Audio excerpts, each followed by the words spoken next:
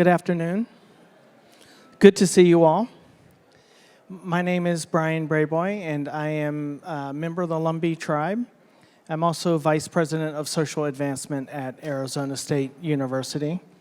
And I have the privilege of hosting our session today on being Indigenous in the 21st century. So let me just give you a little bit of how this is going to go. I'm going to make some opening comments. I've asked the panelists who are incredible to introduce themselves and their organizations. And then we've got a series of questions that we'll try to address. I want to start with a very brief acknowledgement that we are on Kumeyaay lands. Lucenio are just north of us, the Kumeyaay. These are actually unceded lands. Kumeyaay never ceded the lands here. And it's important to start with an acknowledgement, not just for performance. There are performative aspects of an acknowledgement, but for us, it's really important that we think about what then are our responsibilities as we acknowledge wherever we are as Indigenous lands. And the panelists will talk a bit about how they're actually engaging that larger sense of responsibility where that's concerned. So why Indigenous peoples at a place like GSV? One is it's important for us to begin to make visible Native peoples who are often erased in larger sets of conversation, so it's an opportunity to do that. It's important for us to name the fact that somewhere between 80 and 85% of the most biodiverse places in the globe are managed by 6% of the world's population. That is Indigenous peoples. What is it that's special about the folks who are managing and guarding these lands that make them unique and pristine and informative for us? But there are some significant challenges as well, which we will address today in a way that will allow us to move forward. Fundamentally, we are interested in possibilities and futures, and we'll get there really by thinking about what are some of the pressing issues for today. So I'm just going to have folks introduce themselves, and we'll go from there, and we'll start with Megan Bang. Bonjour, bedamnekwe Indigenous, Ninashnabekwe, Gugunadem. My name is Megan. I am Ojibwe and Italian descent, Ojibwe on my mom's side and Italian on my dad's side. I'm the Senior Vice President of the Spencer Foundation and a professor of the Learning Sciences and Psychology at Northwestern University. Really glad to be here with you all today. My name is Peter Seligmann, and I'm of German Jewish descent, and work with an organization called Tero, whose mission and purpose is to work alongside of and supporting Indigenous peoples across this planet to secure culture and territory. And just to underscore what Bryan said, over a third of the earth under the guardianship of Indigenous peoples, half of the forests, 80% of the biodiversity, about a third of the above ground carbon, and these are controlled by cultures that are still under extreme assault. Aloha mai kako o Valno Waialeale Sarsona, mai Waimanalo o Ahu, Hawaii. My name is Waialeale Sarsona. I am a native Hawaiian, born and raised in Hawaii. I'm just happy to be here. I am a vice president at Kamehameha Schools, which is primarily set up as a private institution specifically to serve Native Hawaiians in our community. We serve about 7,000 Native Hawaiian learners, over 30 preschool sites, as well as 3 K-12 independent school campuses. Our vision is around how we develop OEV leaders. How do we develop Native Hawaiians with the mindset and identity of their kupuna or of their ancestors, and use that in making decisions that solves the problems not just of our communities, but for many communities and around the world. And so mahalo for making the time to join us today, and just really looking forward to the conversation. Mahalo. Thank you. And thanks again to you all for being here. So I'm really interested in how you all might talk to us about what's unique about Indigenous peoples. Sometimes people will say to me, oh, it's just another racialized group. What's the big deal with Native folks? And how might you begin to play some of that out about not in a way that hierarchizes Native peoples, but in a way that says, here are some of the unique characteristics and why we should care about this. Okay, I'll start, but you all have to catch me then. Okay. I think oftentimes that question comes from what I would call a colonial time horizon. Part of what we need to understand is that Indigenous people are actually multiracial, frankly, but come with a political status and a particular relationship in history to places that often contemporary nation states' one of the primary purposes has been to eradicate Indigenous folks. So oftentimes what happens is we talk about Indigenous peoples as if we should be included in the current paradigms. And in that very move is a further assault on our sovereignty and right to exist as Indigenous peoples. And oftentimes those things don't come from a place that is intending it.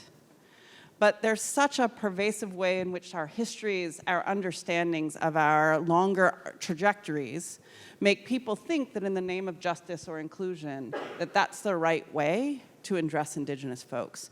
And part of what the challenge is that we just don't have the same paradigms for understanding what is the kind of human trajectory that we're interested in after. And for me, one of the things that is clear is Indigenous peoples have the right to remain Indigenous peoples. And any paradigm that actually isn't holding that as fundamentally the assertion of our right to continue to be who we are, then it ends up replicating all kinds of colonial paradigms towards our erasure. So I'll start there. There's more to say, but I know these folks will have other things to say. Can I make a quick insertion here, just so that we're clear about how we're thinking about place? Because you'll hear that word here. Place isn't just land. It isn't just a physical place. It is land that has been imbued with meaning, often by peoples and often through relationships between peoples and places, peoples and two-leggeds and four-leggeds and winged animals. So as we think about place, just to be really clear, it isn't just physical space. It comes with those meanings attached to it. Sorry. I would actually call it our relatives. Just to say, I think that one of the deeper things that Bryan is pointing out is that it's fundamentally our conceptions and our relations to all of the life that is there, including water, including all of those things, that carry our histories, carries who we are, who we're supposed to be. So just to say, that is, I think, at least from my own teachings, I can't be who I am without those relationships to our lands and waters. I want to build off of that. Many of you, I'm sure many of you have been to Hawaii and have seen the beautiful place. And I remember speaking to someone who said, you just get there and you feel this sense of aloha, right? And we want to continue that. But part of that is being able to continue who we are as Hawaii, as Native Hawaiians in that place. That's what makes it Hawaii. That's what makes it beautiful and why people want to be there. I want to share just a little bit in order to sort of get to Bryan's question. And so just a few sort of key, there's many details of our history, but some of the critical pieces are in 1823 when the US government did, in fact, identify Hawaii as an independent nation through a treaty, right? Created that independent nation relationship. Yet in 1893, overthrew the monarchy due to interests of financial, political, and military. And so we exist in that space under that premise. Although many Native Hawaiians still believe that we are still a nation, that we have not given up that. At the same time, many of our royalty in Hawaii decided, hey, we're going to think strategically about the future of our Native Hawaiian people, and we're going to focus on certain areas where we believe is critical. So you saw a royal member say, I am going to make sure that every Native Hawaiian has a home. And so he fought for the Native Hawaiian Housing Act, which is a federal act. We saw others saying, healthcare is really important. Queen's Medical Center in Hawaii was created by the resources of one of our queens. We have a trust that was set up, Queen Liliuokalani Trust, set up for orphaned children. And then lastly, You have Kamehameha schools set up for an education institution. So you have very strategic efforts to ensure that our Native Hawaiian children can continue to be who they are today. And so when I think about what you sort of need to know in Bryan's question is a lot of the solutions that we're talking about, I hear buzzwords today. You've probably heard resilience, you've heard sustainability, right? You've heard social emotional learning, you've heard how do we bring families back into education. I've heard that around this conference, I've heard it in other places, and I keep going back to that's our Indigenous systems. That is exactly what our Indigenous systems were set up to do, and if we can think about how they made that successful, we should be really looking about new knowledge. And when I say new, I mean K-N-E-W, right? New knowledge, like looking back at a lot of our history that pointed that out. And in those systems, we had one of the highest literacy rates in the world in our communities, right? So there's a lot of resilience there that we can benefit and learn from if we take the time to understand those histories and those conditions that were set up for success.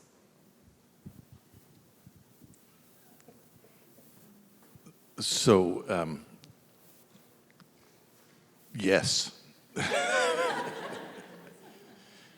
About 4 years ago, I was in Iceland, and it was right after a person who will not be named had said that he wanted to buy Greenland. And I was with the premier of Greenland, who is Inuit, and I asked him, what did you think about that purchase idea? And his response was, I thought it was a joke. I mean, it's like asking me to sell my brother, my sister, my mother. This is our place. This is our relations. And I think that's what we've touched upon. It's almost an indivisible collective. And when we think, I entered this conversation from a long history of being in a place in the mountains, and as a child working on studies of grizzly bears and learning about bears.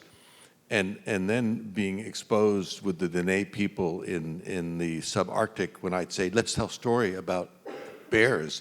And the response is, we don't talk about bear, they don't talk about us. We keep it, we're related. We have to be very careful. And I think that what I have, answering your question, I think that the whole that we humans have created that is expressed by the destruction of ecological systems and by the extremity of climate change comes from commodifying this place that we are in and looking at every acre as what's it worth and what's the highest and best use, instead of embracing this concept of reciprocity. Described so beautifully by Robin Kimmerer in Braiding Sweetgrass as the relationship that we have with all other beings, whether it's the mountain or the river or an organism or a tree, and that interdependency and that being family. And that's, for me, what I see as a common thread amongst Indigenous cultures, wherever they may be, whether it's in the Amazon or the Pacific, or whether it's in the Northern Boreal or in the Maasai, wherever it is, it's that shared sense of a reciprocal relationship, of family, the relations. Great. If we can have a chance to come back to relationships, we will, because I think they are so fundamental to what we're talking about. But I think briefly, if you all don't mind, what are some challenges that you think educators and people in the world of technology and venture capital and in educational institutions need to know about for facing Indigenous peoples? We're not going to linger here because I think it's important for us to think about where there's possibility and where the future lies as well, but if you don't mind talking about that. When we began to transition to digital, like the rest of the world, in the early stages of the pandemic, one of my greatest fears as a parent who chooses to educate her children in Hawaiian language, Hawaiian medium education, all of my children are in that space, was, will they see themselves online? will they see themselves in the digital education that's being provided? Or is this another form of colonization? And that was a real question I had as a parent that honestly freaked me out to think about what is going to happen, because my kids will be in our home, on a computer, on Zoom, away from their space that created that safe space of learning, that safe space of being Hawaii, of having that identity, of growing all of that. And not to say that it's not my responsibility, because I totally believe as a parent it is my responsibility in the home, but their primary education now turned into a digital space that was done in English, and that did not represent them, did not represent our views, did not represent our language, did not represent our place, right? And so that has been probably the biggest thing on my mind, and I know there's a few of my colleagues here at Kamehameha schools that are here, and they know me, that this is what I push for in the digital space. What are we doing to make sure that our Native children have their identity in those spaces? And so that's one of my major challenges that actually keeps me up at night to think about. I'm not afraid of the technology because I think it's necessary, and I think it's an advantage to understand and to be able to use those tools, but how it's used and what it portrays for our kids, that's what I'm worried about. When we created Tero, we decided that we needed to be a bridging organization that had the ability to be trusted with Indigenous peoples and non-Indigenous peoples. And so our board of directors has 13 people, 7 of which, including the chair, are Indigenous. 5 of those Indigenous peoples are women. And we had a conversation recently at a board meeting about what is the gravest threat facing Indigenous cultures and the security of culture and territory. And without exception, all 5 of the women said that the gravest threat is the colonization of the educational systems. It's the destruction of language, it's the destruction of a relationship to place and to where these communities have come from. It's a destruction of an understanding of whom young people are. Instead, for example, if you're with the Trio people in Suriname, the textbooks in the middle of the Amazon in Suriname are in Dutch, talking about ice skating in Amsterdam.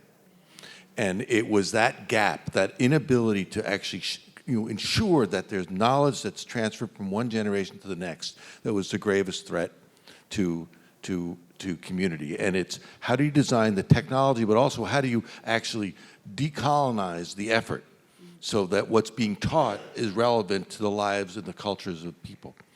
And the other thing I would just add very briefly is that when we think about technology, our tendency is to think about modern technologies and how they apply to different cultures. There is a vast amount of technology that has emerged over millennia amongst Indigenous cultures about how do you relate to their place. We need to be able to marry those 2 technologies so that we do not lose what has come from culture. So I won't pass the mic to go last again. I just decided it's bad to follow you both. But 2 things. So that's right. So technology isn't neutral, is one of the things that we should hear, right? Is not simply a tool. It's a tool with an ends. And part of what immediately comes to mind is when I first started learning how to do some of our traditional arts, I had one teacher give me everything that had already been processed and taught me how to make a basket. I had another said, I won't teach you until you've harvested. And there is a life course to understanding actually what makes these tools that are deeply relevant.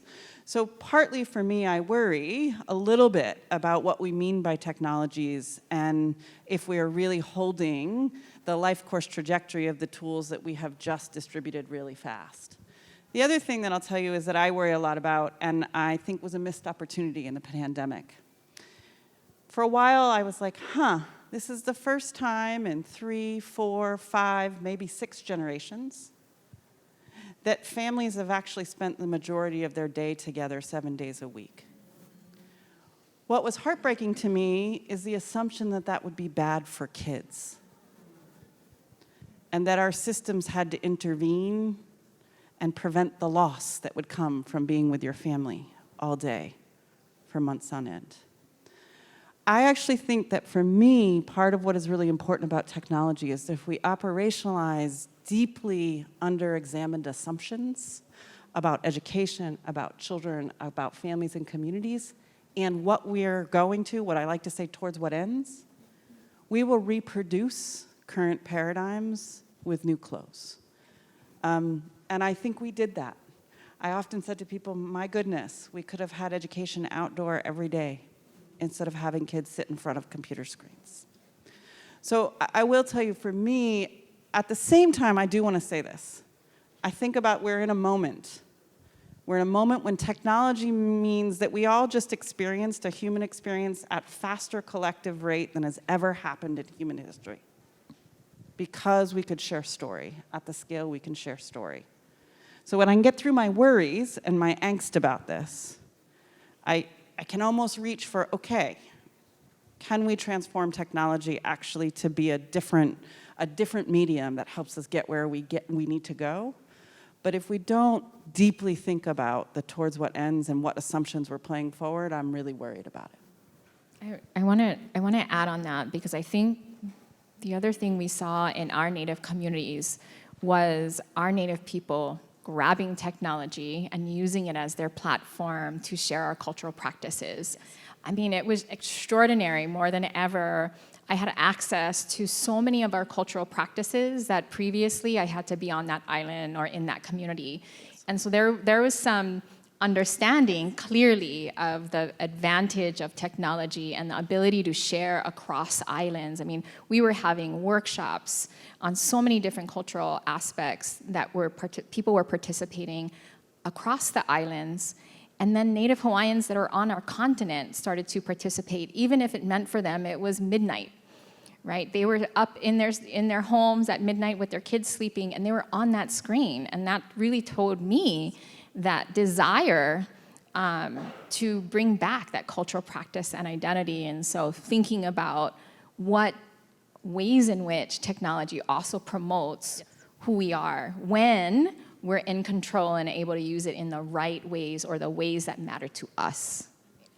That actually was powerful, not just within your community. Within the global movement of Indigenous peoples, there was a sense of we are not alone.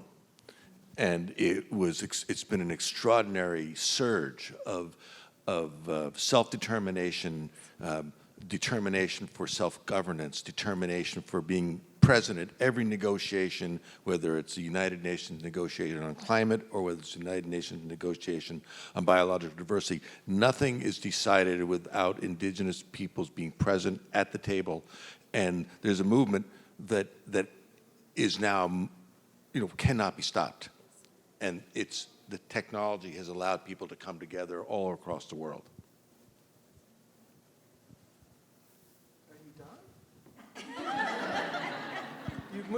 You've moved into this places of possibility. So where else are there places of possibility for Native folks and for those of us in the realm of higher ed and K through 12 and in technology? Where are there places of possibility as you see this moving forward? Well, that's a really hard question, but I want to pull up what I think I've just heard. I think that one of the things that has to shift is whether people think they're bringing something to us that we need, right? What you were talking about is a transformation of a self-determination in the use of technologies and the assumption and trajectory of what needs to be distributed. And partly, much of the tech world isn't in relationships with Indigenous peoples like that, right? There's a way in which a different narrative about what should be sold to whom, what should be engaged by whom, often is not co-constructed in the way that you're talking about. However, I think we're in this beautiful time of possibility. Some days I'm less hopeful than others, I will tell you. But I also believe that human beings are capable of change and that sometimes you need to marinate in your lessons before you can really act. And I think we're in this really interesting time. And I think the question is can non-Indigenous peoples actually form a new relationship about the potentials and possibilities in which Indigenous peoples are in leadership for everybody, not just ourselves. But that asks something of Indigenous peoples that, quite frankly, we have not been in the position to be in for many generations still. Not that we don't have that, but it's a new practice too. And in some of my work, I get worried. I work with educators, and they're like, I'm on board. I get the politic. And then they write to a tribe and say, I'm doing this unit with my 4th graders. I need you to come and do XYZ right now. And the intentions are you can understand, right? When people emerge into learning and being in recognition. But there is this time in which developing capacity and partnership and whose needs continue to be put forward is a really important possibility, I think. And I think it actually allows us to start rebuilding relationships. I think that one of the pieces from lands is we need to rebuild our relationship with lands. I don't believe that can happen unless we rebuild our relationships with humans as well. There is a deep need for both of those things to happen simultaneously. And so for me, might be a hard thing, but you know, when you make new family, when you meet someone and they become your family, it's good times then, right? It enriches everything, and I kind of think we're there. We all know that when we talk about crisis, we also think about opportunity. And this crisis that we're in right now, this impending, what we're existing, we're in an age of adaptation. We've got to adjust to the fact we're in the midst of a dramatic climate shift. It's freaking a lot of people out, right? And it freaks them out because it's no longer down the road. It's in storms, it's in drought, it's in floods, it's in coral bleaching. It's all around us. And so that crisis actually creates an opportunity to get the non-Indigenous world to begin to listen. How have we gone down this pathway? How do we get into this deep hole, and is there a way out of this hole? Which is the opportunity. It's the opportunity to actually think, how do we get, and technology has to play a role in this, but how we teach. How do we get people to learn how to listen so that you open yourself up to the story and you actually begin to understand, if I listen to others that have wisdom and follow what they say, it's actually in my enlightened self-interest. And I think that that's really what I see in conversations between traditional conservationists and Indigenous peoples is really a breakthrough discussion. Because most of the protected areas on this planet were sacred territories of Indigenous peoples that were taken from Indigenous peoples. They were pushed off their territory. Now they're parks. And then there's this call, well, we've got to protect 30% of the earth by 2030. There's a whole movement, 30 by 30. Yet that can be achieved just by stepping out of the way and saying Indigenous guardianship of territory is an alternative pathway. It's not a protected area, it's an alternative pathway. How do we have the wisdom to actually hear and listen to that? So there are new opportunities in front of us. And what is taking place now are important conversations between Indigenous peoples, leaders, thought leaders, and those traditional conservationists, where for the first time, I'm beginning to hear traditional conservationists saying, okay, we've been doing it in the wrong way. We just have to keep pushing that and opening that if we're going to. And that's something that ASU is really thinking about a great deal right now, which is, can you set up a effort for all university students that the first course they take is a course in Indigenous ways and means? That's a new lens to see the universe through. And I hope that's the tip, right, of getting to know. One thing, Bryan, is, when we talk about opportunity, I thought about this olelo no eau. It is, like a wise saying, and makahana kaike, right? There's a sense of understanding, but there's a sense of doing. Like, we have to do it. We have to not just talk about conservation, but we actually have to do it. And that means a lot of change for us, right? When we think about our environment or our lifestyles have to change, and that's really hard for all of us included. And so when I think about thinking about education differently, or how we might look towards an opportunity, the latest buzz is performance assessments. It's not good enough to just get your SAT scores or your standardized testing.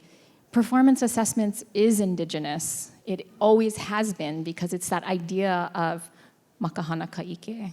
In order for you to learn, you have to do and you have to practice. And so just taking that understanding can transform our education system, because it's no longer an expectation of what knowledge do you have, but it's now applied knowledge. And I think from an Indigenous lens, it goes one more step and it says, now what do you do with that to better your community? And that is an expectation for Native Hawaiians, and I'm sure for many Indigenous peoples. It is not enough to get your degree. I have 4 degrees. It is not enough in my community. They do not care. Their question to me is, what are you doing with those degrees to make it better for your own people?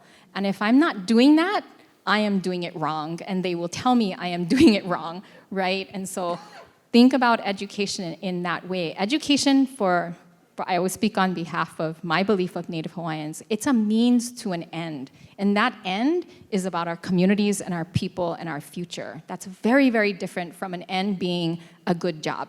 That is not an end for us. It's an and for us. So. I want to add one more thing, and it's your distinction, the what versus do it. This is my pitch. I say it all the time. I didn't know I was going to say it today. I think we should set a policy goal. I think children should learn outdoors for at least half of their day, and I think mobile technologies enables a new form of learning as the possibility. We have taken people off of our lands and placed them inside boxes for the majority of their day. The erosion of our internal workings, right? Our microbiome has been eroding as human beings. And part of it is it's actually doing it. Actually rebuilding a relationship to our places through our daily acts. And it's a clear thing we could do. And mobile technologies would mean we could do it in super cool ways. Yep. I think it gets back to, do you have another question? Okay. I think it gets back. I was over here shaking my head. Yeah. Go, Peter, go. I think it gets back. There are 2 things that I would say. The first is it gets back to really that core value of relations. That's what we all have to remember. We have to learn. We have to understand. We have to teach. We have to listen. It's the relationship to the tree. It's a relationship to the river. It's a relationship to that singing bird, to the bumblebee, to the fish, to the shark. It's that they're all connected. It's that relations. And I think the other thing that we have to really remember is that this is not a esoteric conversation. Bolsonaro in Brazil has just, he gets joy out of killing. He's trained to kill. He has been successful at doing that. And he's targeted indigenous peoples in Brazil. It's the same thing in so many other countries. It's a land grab, it's predation, it's extraction, it's taking, it's just greed. And so as we think about this in our lives, we need to understand that this is urgent and it's present. It's a very, very present, urgent moment, and we need to really take advantage of these crises to create the opportunities of getting kids outside so they learn, of thinking of what we do with all of our degrees. I mean, this is a moment that cannot be passed up. So for me, I think one of the powerful things in this conversation is you all really moving us away from knowledge as a noun and leadership as a noun to knowledge and leadership as a verb, as doing. Each of you is, I think, we're sort of raising for us the opportunity to do something. And the urgency, I think, helps with that. But it's also, I think back to one of Megan's earlier points about what's this paradigm? What happens in a paradigm shift when we move from thinking about something as a noun or as something that's passive to something that is a verb and has a more active bent to it that I think is pretty important? We've got a few minutes left. I'm wondering for each of you all, if you could just sort of frame for us what you wish people knew more. You've raised with us the importance of listening. You've raised the importance of relationships. And I should say, These are very particular kinds of relationships that have a connection to responsibility. It's not relationships that are extractive. It's not relationships that are exploitive. It's really about relationships that mean if we are in relation with one another, then we are necessarily responsible to each other. If I am in relation with a place, then I am responsible for it in the ways it's also responsible for me. This is a reciprocity component of this. What do you wish people would walk out of here with that wish they knew, for people who are educators and working in institutions of education, for people who work in foundations and are potentially thinking about philanthropic efforts, for the world of technology beyond what you've already raised? A few nuggets of wisdom from you all as we close up. I'm reading body language. I'll start. So the Spencer Foundation, we exclusively fund educational research. And I like to say I'm a momentary philanthropist. I will go back to just being a regular old professor soon. Here's what I think, two things to hold. Everyone needs to actually do a deep look about how you're participating in Indigenous erasure and invisibility. We all are in some ways. And then we need to build systems that insist on our presence and leadership at all levels. At Spencer, we've worked really hard from thinking about who are we contracting for our lunch providers, to who's on our board, to who's in what positions, to who's making decisions. There is some fundamental places that in all of us, we could be taking responsibility for our participation in Indigenous erasure. That's one thing. I think the other thing that I wish, you said new, okay, and EW. I wish everyone knew more about what it looks like to take collective responsibility. I think we have something big to learn about what it means to work in collectives. And I think it's at the very fiber of difference about the way that our society is currently organized. We are after individualism in most of our structures. And I worry that without that fundamental shift in the construction of who we are as human beings, all of the opportunities that that are in front of us will be boggled badly. And then the last thing, I really wish that people knew that our knowledge systems are generating. They are not of past. They are not only some image from a long time ago. We have ways of continually making knowledge. And what I often say to my programs that I run with Indigenous educators, what will be the traditional stories of these times for our ancestors in 500 years, in 1,000 years?